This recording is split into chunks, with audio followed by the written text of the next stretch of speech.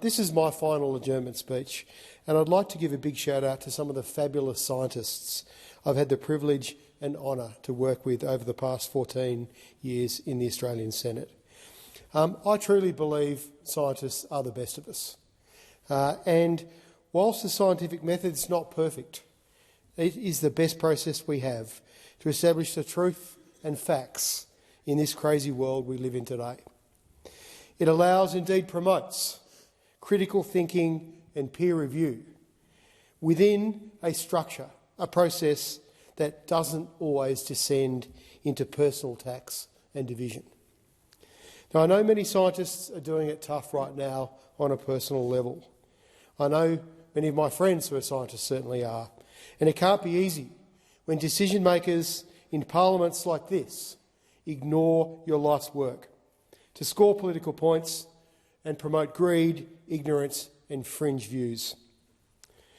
We're in a world where science is under siege globally, where our information environment is poisoned by lies and deceptions, often spread by politicians for and on behalf of nefarious interests.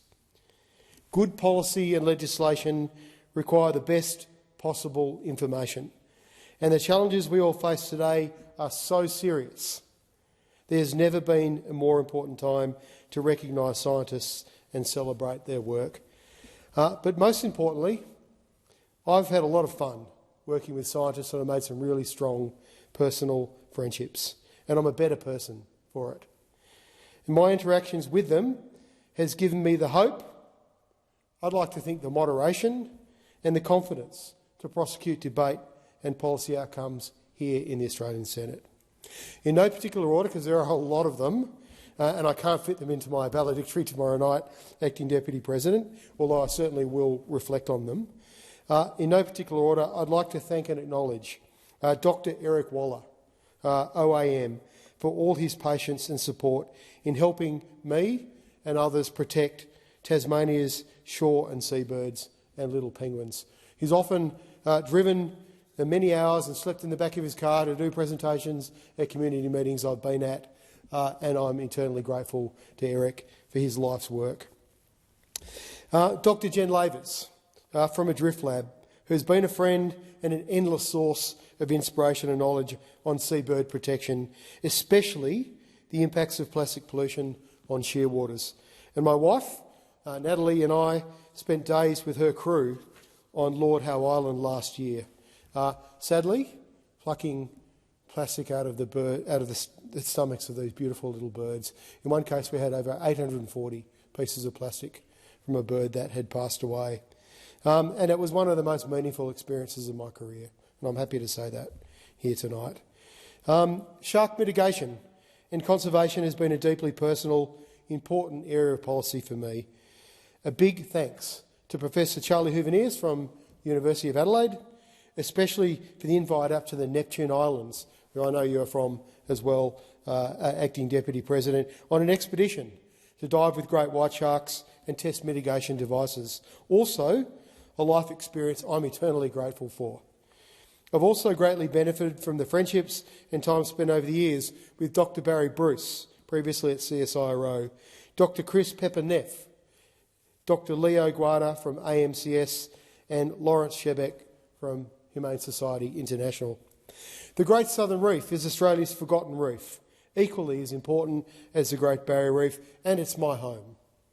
My journey of discovery on the loss of giant kelp, declining fisheries, the march of invasive sea urchins and how we tackle these challenges was largely down to the guidance of Professor Craig Johnson from IMAS, Dr Scott Ling, Dr Johnny Keane, Professors Graham Edgar and Jessica Meewig at the University of Tasmania, Dr Paul McShane, and last but definitely not least, Dr Scott Bennett.